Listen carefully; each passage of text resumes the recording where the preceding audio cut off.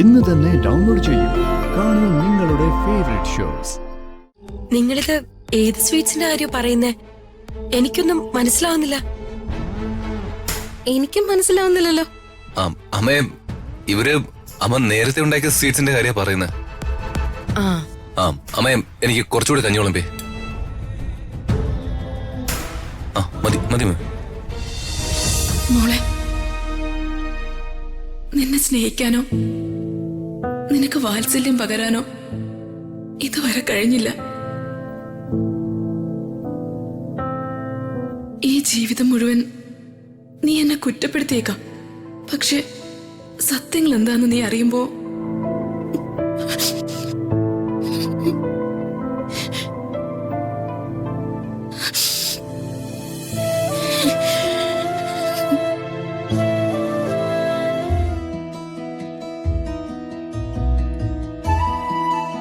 അമ്മേ,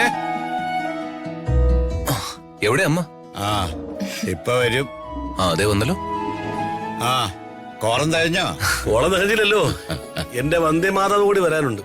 ആദ്യം ഹാജരാവാറുള്ളത് നിന്റെ വന്ധ്യമാതാവാണല്ലോ. ഇതെന്തു പറ്റി? പ്രിയേ മോളെ, നീ പോയി വിളിച്ചോണ്ട് വാ ജയന്റെ അമ്മേ. എന്തിന്? അവര് വന്നോളൂ. ഇവിടെ വന്നിരുന്ന് ഉള്ള നുണക്കഥ മുഴുവൻ കേൾക്കണം. അത് സാരമില്ല.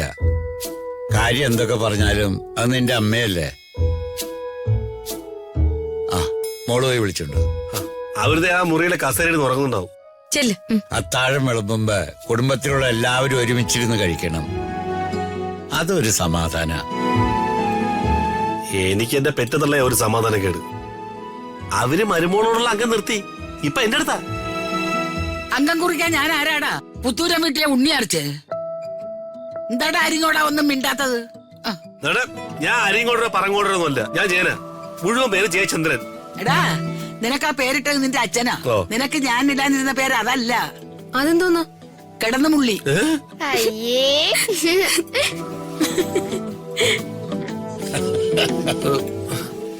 10 വയസ്സ് വരെ ഈ വൃത്തികെട്ടവൻ കിടക്കപ്പായ കിടന്ന് മൂത്രമൊഴിക്കുമായിരുന്നു. ഞാൻ പറഞ്ഞില്ലേ ഈ തള്ള എന്നെ നാണം കെടുത്താൻ വേണ്ടി മാത്രം ജനിച്ചതാ.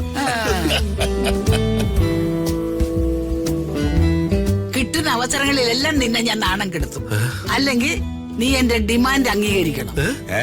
നിങ്ങൾ തമ്മിൽ ഡിമാൻഡ് ഉണ്ടോ? എന്ത് ഡിമാൻഡാ? എനിക്ക് എന്റെ ജീവനാംശം കിട്ടണം. ജീവനാംശോ? അതൊന്ന് വല്ല കാച്ചിലും ചേമ്പാണോ? കാച്ചിലും ചെയ്യാൻ പോകുന്നല്ല. ഒരു മകൻ അമ്മയ്ക്ക് തരേണ്ട അവകാശം. മാസം 30,000 രൂപ നീ എനിക്ക് തരണം. തന്നില്ലെങ്കിൽ നിന്റെ പേര് ഞാൻ കേസ് കൊടുക്കും. കൊടുക്കും.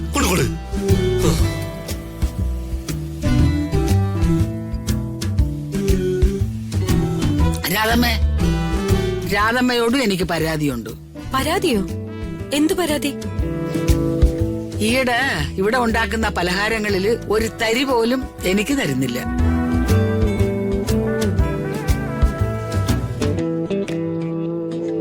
അതിന് ഞാനിവിടെ എന്തുണ്ടാക്കിയാലും ആദ്യം അമ്മയ്ക്ക് തരും. എന്നിട്ടേ കുഞ്ഞിന് പോലും കൊടുക്കാറുള്ളൂ. അല്ല, എന്നിട്ട് ഇന്ന് ഇവിടെ സ്വീറ്റ്സ് ഉണ്ടാക്കിയിട്ട് എനിക്ക് തന്നില്ലല്ലോ.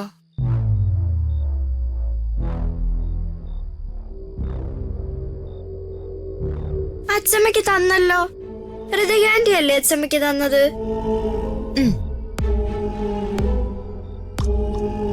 നിങ്ങളിത് ഏത് സ്വീറ്റ്സിന്റെ കാര്യം പറയുന്നേ? എനിക്കൊന്നും മനസ്സിലാവുന്നില്ല. എനിക്കും മനസ്സിലാവുന്നില്ലല്ലോ. അമ്മേ, ഇവര് അമ്മ നേരത്തെ ഉണ്ടാക്കിയ സ്വീറ്റ്സിന്റെ കാര്യം പറയുന്നത്. അമ്മേ, എനിക്ക് കുറച്ചുകൂടി കഞ്ഞോളം പേ. മതി മതി.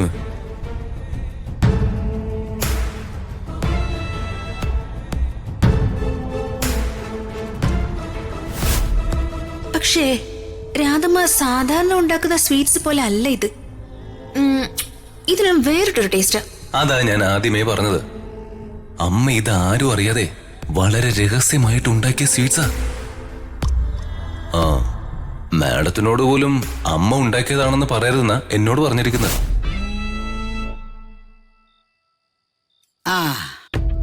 എന്തായാലും രാധമ്മ ഉണ്ടാക്കുന്ന പലഹാരങ്ങളൊക്കെ നല്ലതാ. പക്ഷേ ഇന്നത്തതില് ഇച്ചിരി മധുരം കൂടെ ആകാമായിരുന്നു. ഞാനിവിടെ എന്ത് പലഹാരങ്ങൾ ഉണ്ടാക്കിയാലും അതെല്ലാവർക്കും കൂടെ ഉള്ളതാ. ഒന്നും അങ്ങനെ മാറ്റി വെക്കാറില്ല. അത് വിട്. ജയന്റെ അമ്മ വല്ല സ്വപ്നം കണ്ടതായിരിക്കും. ആ ആ ഏയ് അല്ല വേണുങ്കിൽ, വല്യമ്മ സ്വപ്നം കണ്ടതൊന്നുമല്ല. രാധമ്മ ഉണ്ടാക്കിയ സ്വീറ്റ്സ് ഞങ്ങൾ 3 പേരും കഴിച്ചു നോക്കി.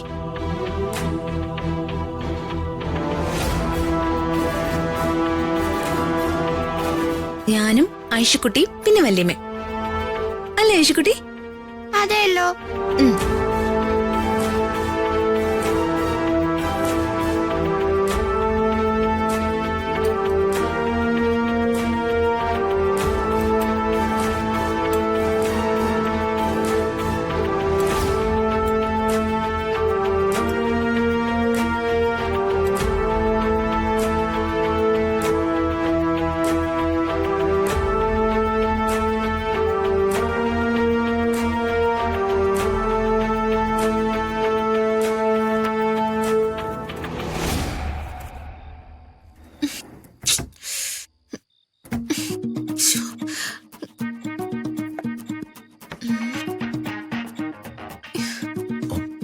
മാഡം,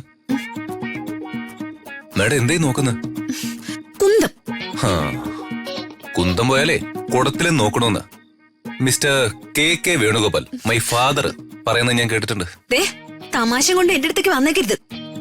തമാശ കേൾക്കാൻ വരെ എനിക്ക് താല്പര്യമില്ലതായി.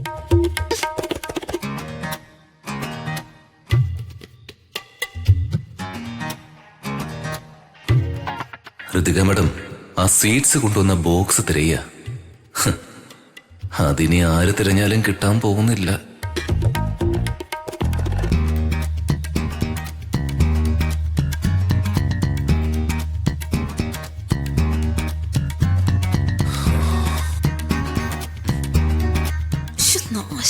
മാഡം, എന്താ മാഡം, എന്ത് പറ്റി? എന്താ മാഡത്തിന്റെ പ്രശ്നം? രാജു, എന്നോട് സത്യം പറ. ഞാൻ മാഡത്തോട് ഒരു അസത്യവും പറയാറില്ല. എങ്കി പറ, ആ സ്വീറ്റ്സ് എവിടുന്ന് കൊണ്ടുവന്നു? ആരാ തന്നെ? അതാണോ പ്രശ്നം? അപ്പം തിന്നാ പോരെ മാഡം, കുഴി എണ്ണണോ? അത് ശരി.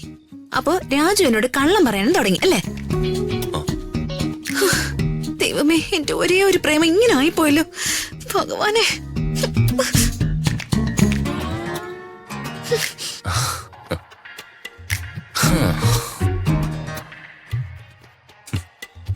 ഇതെന്തോന്ന് അട്ട ചുരുണ്ട് കിടക്കുന്ന പോലെ? മിണ്ടിപ്പോരുത്. ഉറങ്ങാനും സമ്മതിച്ചില്ലെങ്കിലേ ഞാൻ വേണു അങ്കിളിനെ രാധമ്മയും വിളിച്ച് കംപ്ലൈന്റ് ചെയ്യും. പറഞ്ഞേക്കാം.